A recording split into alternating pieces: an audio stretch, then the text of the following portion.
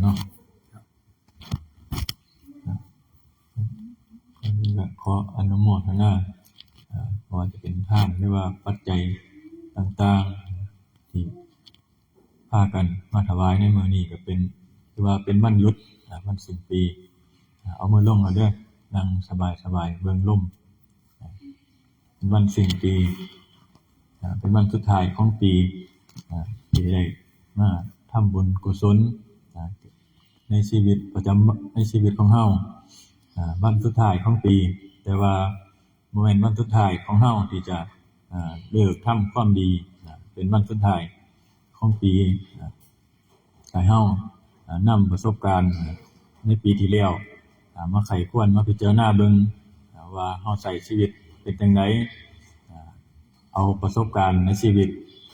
หรือว่าในปีที่แล้วนำมารวบรวมมาพิจารณาเบิ่งแล้วก็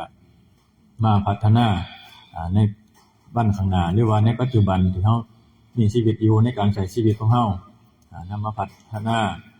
ในการทำบุญทำกุศลสิ่งใดที่เฮาทำอยู่แล้วดีอยู่แล้วก็เฮ็ดให้มันดีขึ้นไปอันใดที่มันบ่ดีก็มาปรับปรุงในสิ่งที่มันบ่ดีก็ให้เลิกให้ละให้เลิกทำสิ่งที่เป็นบุญเป็นกุศลก็ว่าเหมือนกับธรรมที่เพิ่นบอกว่าสัมภปาปัสสะอาการนังการไม่ทำบาปทั้งปวงกุศลสุปสัมปดาการทำกุศลให้ถึงพร้อมสัจจิตะปริโยทปนังการชำระจิตของตนให้ขาวรอบอันนี้ก็คือในโอวาทปาติโมกข์ที่เพิ่นบอกไว้การบ่ทำบาปการบ่ทำบาปการเฮาทำบาปแล้วมันก็สิเกิดความเร่าร้อนขึ้นอยู่ในจิตในใจของเฮาเกิดความทุกข์ก็คือความกระวนกระวายความเป็นสิ่งที่ทนได้ยากความกระวนกระวายบ่ว่าจะหรือว่าความทุกข์กายกันนึงทุกข์ใจอีกอันนึงอันนี้ก็คือความทุกข์ถ้าความสุขก็คือความสบายจิตสบายใจของเฮาตัวนี้ก็คือ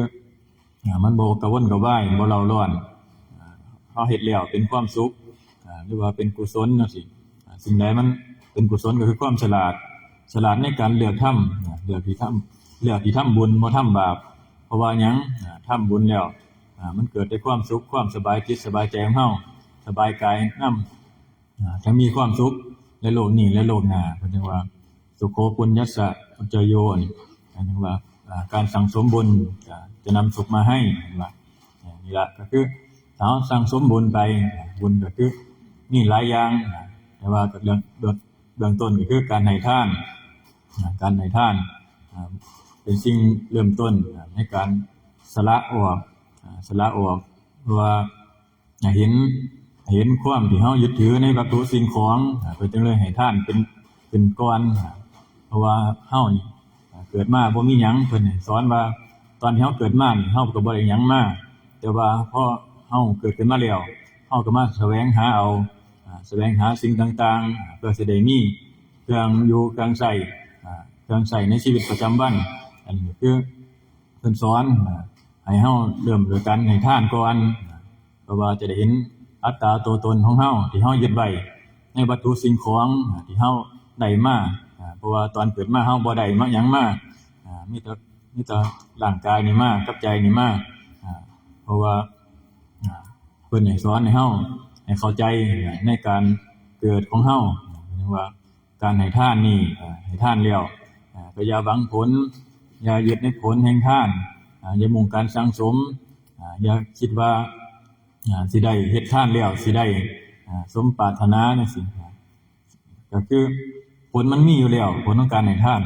มันมีอยู่แล้วแต่ว่าเฮาเฮ็ดก็ว่าสละออกเป็นการเสียสละบ่ให้หวังผลหวังผลแล้วก็สิคิดว่าได้บัดโอ้ให้ทานไปแล้วหวังว่าสิซื้อเลขก็ซื้อเลขก็บ่ถูกจังซี่ว่าให้ทานไปแล้วทำบุญไปแล้วซื้อเลขคือบ่ถือว่าซั่นทำบุญแล้วคือบ่ได้บุญนี่ก็คือสิ่งเฮาถ้าเฮาคิดแนวนี้มันคือคิดผิดเพิ่นเลยว่า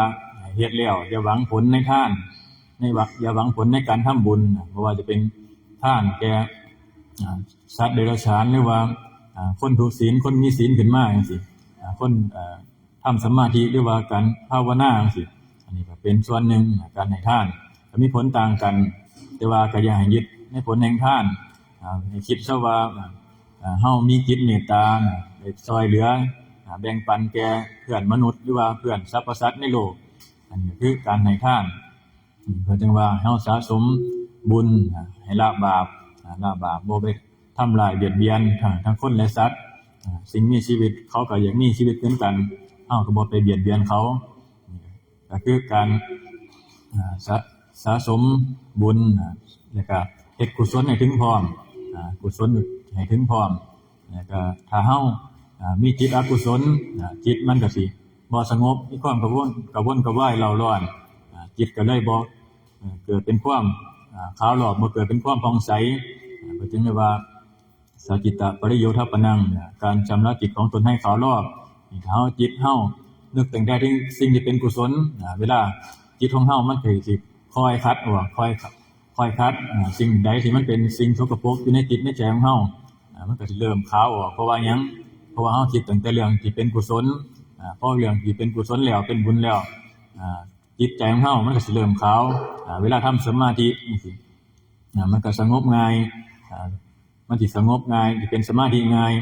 ถ้าเฮาบ่มีจิตตั้งแต่อกุศลมีจิตตั้งแต่ความเร่าร้อนสิทำบาปจังซี่สิ่งเหล่านี้มันจะบ่สงบเพราะว่าหยังเพราะว่าเฮาถ้าคิดแต่ความกังวลเร่าร้อนอยู่หั่นพอมานั่งสมาธิจิตก็บ่สงบอันนี้คือ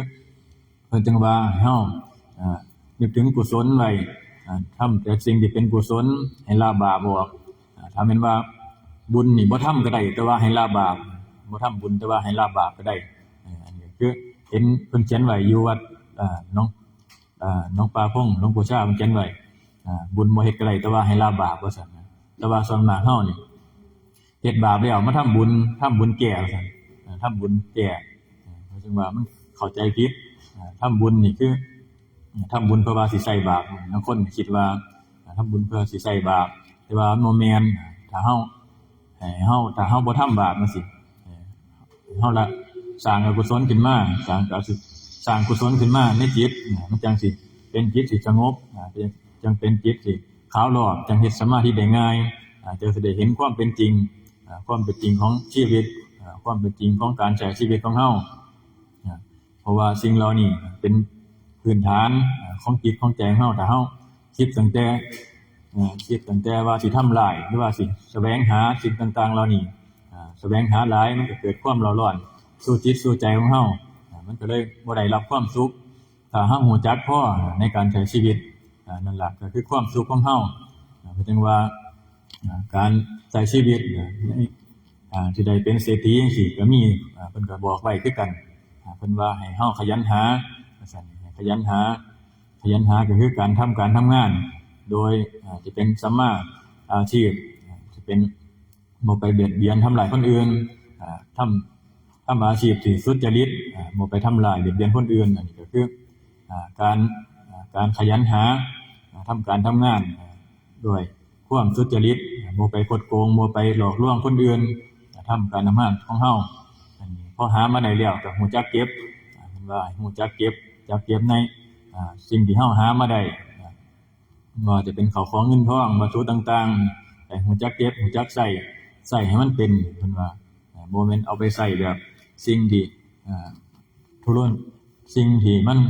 บ่ดีหรือว่าเอาไปใส่ในสิ่งที่ผิดธรรมผิดศีลผิดธรรมอันนี้ก็คือการใส่แล้วก็การคบกัลยาณมิตรการคบกัลยาณมิตรถ้าเฮามีมิตรที่ดีก็จะพาเฮาสร้างแต่บุญสร้างแต่กุศลหาแต่ทางที่พากันหลุดพ้นหาทางความพากันเข้าวัดฟังธรรมทำสมาธิอันนี้คือถ้ามิตรดีถ้ามิตรบ่ดีก็คือพากันไปทำบาปไปหาหลอกลวงคนอื่นหรือว่าพากันเฮ็ดผิดศีลจังซี่ล่ะหรือว่าถ้าเฮาเป็นปีใหม่จังซี่ส่วนกันกินเหล้าจังซี่นะบ่เข้าวัดจะเว้าแบบง่ายๆบ้านเฮาแต่ว่าปีใหม่ยิ่งวันหยุดจังซี่วัดบ่เข้าแต่ว่าไปหากินเหล้ากินยาจังซี่คือกันอันนี้ก็การเลือกคบกัลยาณมิตรก็เป็นสิ่งสำคัญในชีวิตของเฮาถ้ ถ้าเฮามีผู้แนะนำดีก็พาไปในทางที่ดีถ้าคบมิตรบ่ดีก็พาไปแต่แนวแต่ทางตกต่ำทำชีวิตให้เฮาตกต่ำบ่ว่าจะเป็นการใช้ชีวิตมันก็มีแต่ตกต่ำลงไปคือการเลือกคบกัลยาณมิตรอันสุดท้ายคือการใช้ชีวิตเฮาเลือกใช้ในทางที่ดีในทางที่เป็นบุญเป็นกุศลซอยเป็นประโยชน์แก่สาธารณะและกุศลก็คือการเลือกใช้ชีวิตของเฮาอันนี้คือหัวใจเศรษฐีที่เพิ่นบอกไว้ในพระพุทธเจ้าเพิ่นบอกไว้ใครอยากเป็นเศรษฐีได้เฮ็ดไอ้ตามนี้สามารถเป็นเศรษฐีได้เพราะว่าหยังเพราะว่าเฮาขยันหาในการทำงานขยันทำงานขยันหามาแล้วฮู้จักเก็บฮู้จักใช้สิ่งเหล่านี้ก็สิให้เฮาเป็นเศรษฐีได้เหมือนกันแต่ว่าถ้าเป็นเศรษฐีแล้วบ่มีศีลบ่มีธรรม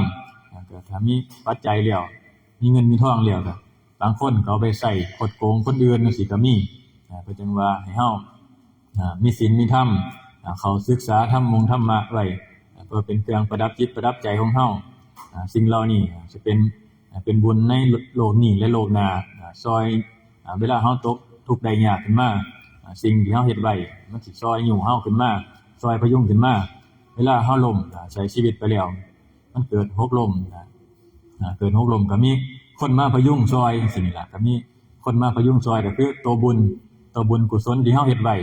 เวลาเฮาตกทุกข์ได้ยากมาตัวนี้สิมาซอยพยุงเฮาขึ้นซอยพยุงเฮาขึ้นอันนี้ก็คือบุญกุศลเพราะอันนี้สิ่งเหล่านี้ก็คือการทำบุญการทำทานต่างๆแต่ว่าก็อย่าพอใจอย่าพอใจเสียว่าการให้ทานก็ให้เฮ็ดให้มันยิ่งขึ้นไปพอให้ทานแล้วก็ให้รู้จักรักษาศีลยังบ่มีก็ให้พากันรักษาบ่แม่นว่าเฒ่ามาแล้วเว้าบ่ได้แล้วปากบิดปากเบี้ยวมาแล้วสิมาขอศีลสมาทานศีลจังซี่มันก็บ่ได้แล้วเว้าบ่ได้หรือว่าสิฟังเทศน์ฟังธรรมเข้าวัดฟังเทศน์ฟังธรรมจังซี่หูบ่ได้ยินแล้วจังอยากเข้าวัดฟังธรรมจังซี่นี่ล่ะเพิ่นจึงว่าเฮามีร่างกายที่มันแข็งแรงหรือว่าที่ยังสมบูรณ์อยู่จังซี่ก็หาโอกาสเข้าวัดฟังธรรมในการปฏิบัติธรรมเพราะว่าสิ่งเหล่านี้มันถ้าเฮาร่างกายมันไปบ่ได้แล้วฟังแล้วมันก็บ่เข้าใจหรือว่าถ้าหูมันหนวกไปแล้วมันก็บ่ได้ยินถ้าปากมันบิดมันเบี้ยวไปแล้วมันก็เว้าสมทานศีลก็บ่ได้เว้าก็บ่ชัดจังซี่เพิ่นจึงว่าเฮามีกำลังอยู่ร่างกายที่แข็งแรงอยู่ก็หาแสวงหาสิ่งนี้ล่ะเพราะว่าถ้าเฮาร่างกายมันบ่แข็งแรงสิไปนั่งภาวนานั่งก็นั่งบ่ได้เด้อบาดนี้ก็เจ็บปวดร่างกายมันก็เจ็บมันก็ปวดนั่งโดนก็บ่ได้เพิ่นจึงว่าให้เฮาให้เฮาสร้างเอาในช่วงที่เฮายังมีชีวิตอยู่หรือว่าในช่วงที่เฮายังแข็งแรงอยู่นี่จึงว่าเฮาเฮ็ดเอาเราจะเป็นการภาวนาคือการพัฒนาจิตพัฒนาใจของเฮาพัฒนาจิตพัฒนาใจบ่ว่าจะเป็นการดูลมหายใจด้วยอานาปานสติหรือว่าการใส่พุทโธธัมโมสังโฆระลึกถึง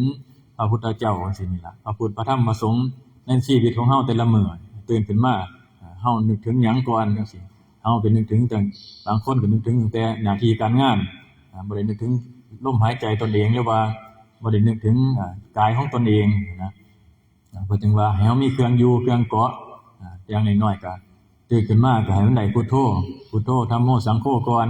หรือว่าคนที่ภาวนาสัมมาอรหังนามาปะทะก็แล้วแต่ตัวนี้แล้วแต่คนสะดวกแต่ว่าก็ให้เฮามีเครื่องจิตเครื่องเกาะจิตเกาะใจของเฮาไว้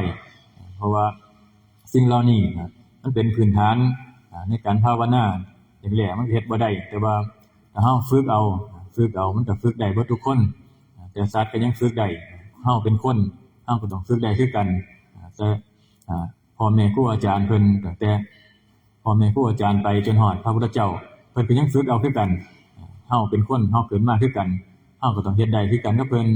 แต่ว่าเฮ็ดได้น้อยได้หลายก็เฮ็ดเอาอดทนเอาสิ่งเหล่านี้สิประสบความสำเร็จได้ก็คือความอดทนความเพียรเรียกว่าขันติปะละมังตะโปเตติฆาขันติเป็นธรรมเครื่องกั้นกิเลสนี่ล่ะถ้าเฮาบ่มีขันติมันก็เฮ็ดบ่ได้ความสำเร็จในหน้าที่การงานมันก็บ่สำเร็จนะครับนี่เพิ่นว่าให้มีขันติความเพียรบวกกับความเพียรเข้าไป ในการทำการทำงานหรือว่าในการภาวนาในการให้ท่านรักษาศีลนี่เฮาสิเห็นผลก็คือการที่เฮาอดทนทำบ่อยๆทำด้วยความเพียรทำบ่อยๆเฮาจังสิเห็นผลในการที่เฮาเฮ็ดมาบุญกุศลที่เฮาสร้างมาบ่แม่นว่าเฮ็ดครั้งเดียวเฮ็ดแต่วันพระหรือว่าวันสำคัญจังซี่ผลเหล่านี้มันก็สิบ่เห็นเพราะว่าเฮาอาจสิเฮ็ดบาปหรือว่าคิดอกุศลมาทั้งปีสิมาเฮ็ดมื้อสุดท้ายมื้อเดียวจังซี่มันก็คิดบ่ได้มันก็หาบ่พอหาความดีของเจ้าของบ่พอก็ให้เฮาเฮ็ดเอาเฮ็ดบ่อยๆอดทนเฮ็ดเอาเพียรเฮ็ดเอามันจังสิเห็นผลเพราะว่าสิ่งเหล่านี้อาศัยเวลาสะสมคือกันเพราะว่าจักแม่นเฮาเกิดมาเท่าใดแล้วจักแม่นเฮ็ดบาปมาเท่าใดนึกถึงมันจำบ่ได้ระลึกบ่ได้แต่ว่าเฮามีชีวิตอยู่ในปัจจุบันนี้เฮาก็เฮ็ดให้มันดีที่สุดก็จังว่ากิจที่ต้องทำในวันนี้ก็คือความดีงามเฮาต้องความหาเฮ็ดไว้เพราะว่าชีวิตล่วงเลยไปก็เข้าสู่ความตายเป็นที่สุดมันเปรียบเหมือนกับแม่น้ำน้อยไหลบ่อยๆนี่มันก็เบิดไปคือกันชีวิตของเฮาคือกันเฮาใส่อยู่ทุกมื้อผ่านไปทุกมื้อมันก็ใกล้เข้าสู่ความตายไปแต่ว่าก่อนที่เฮาสิตายนี่เฮาเฮ็ดไว้หรือยังได้หาทรัพย์ไว้หรือยังอริยทรัพย์ของเฮาได้สร้างไว้หรือยัง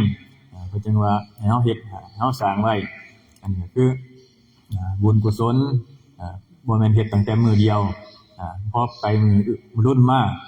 ก็เฮ็ดไว้คือเก่าบ่แม่นว่าเฮ็ดตั้งแต่มื้อวันสิ้นปีบ่แม่นว่าเฮ็ดแต่วันสิ้นปีหรือว่าวันสำคัญเฮ็ดทุกมื้อสะสมทุกมื้อมันจังสิเห็นผลถ้าเฮาเฮ็ดแล้วก็เซาเจ้าเฮ็ดมื้อนี้เฮ็ดเซาไปอีก7มื้อจังซี่มันก็บ่เห็นผลเฮ็ดทุกมื้ออดทนเอาเพียรเฮ็ดเอามันจังสิเห็นผลอันนี้คือเว้ากับพอประมาณแต่ว่ามื้อนี้ก็เป็นนั่นครับทอดผ้าป่านำแล้วก็มื้ออื่นก็สิเป็นวัดใหญ่วัดตาดเข่งไปทอดผ้าป่าอยู่พุ่นผู้ใดไม่ออกพออยู่นี่ใครอยากไปก็ไปร่วมอยู่พุ่นพากันไปพาลูกพาหลานไปท้ายสุดนี้ก็ขออำนาจคุณพระศรีรัตนตรัยคุณพระพุทธพระธรรมพระสงฆ์จงมาร่วมกันเป็นตบะเป็นเดชะเป็นพลวะปัจจัยให้ท่านทั้งหลายมีแต่ความสุขความเจริญด้วยอายุวันนะสุขะพละปฏิภาณธนสารสมบัติธรรมสารสมบัติเมื่อคิดสิ่งใดที่เป็นไปโดยชอบประกอบด้วยธรรมขอให้ความคิดความปรารถนานั้นของท่านทั้งหลายจงพันสำเร็จโดยกันทุกคนทุกประการอันหนึ่งก็ขอให้ท่านทั้งหลายให้ได้มีโอกาสประพฤติปฏิบัติธรรมเพื่อจะนำตนให้พ้นจากทุกข์ซึ่งถึงสุขอันไพบูรย์กล่าวคือมรรคผลพระนิพพานด้วยกันทุกท่านทุกคนเทอญ